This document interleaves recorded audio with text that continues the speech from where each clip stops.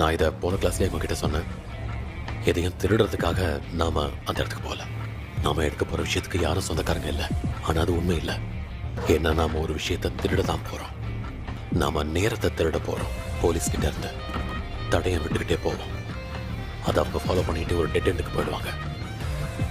அவங்க அதில் ஃபோக்கஸ் பண்ணுறதுனால நம்மளை வெளியே எடுக்கிற அட்டம்ப்டில் அவங்க ஃபோக்கஸ் பண்ணவே மாட்டாங்க. இது மூலமாக நமக்கு கிடைக்கிற டைமை ஜவ்வு டைம் மாதிரி நாம் எழுதுகிட்டே போகணும். ஒரு பாயிண்ட்ல அவங்க கண்டுபிடிச்சிருவாங்க. எவ்வளோ நாளைக்கு தான் அவங்களும் முட்டாளாகவே இருப்பாங்க.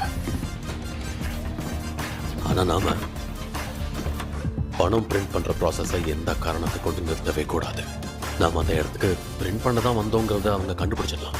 அது தெரிஞ்சாலும் அவங்களால எதுவும் பண்ண முடியாது. ஏன்னா இது அவங்க எந்த உயிர் சேதமும் இல்லாமல் முடிஞ்சாகணும்.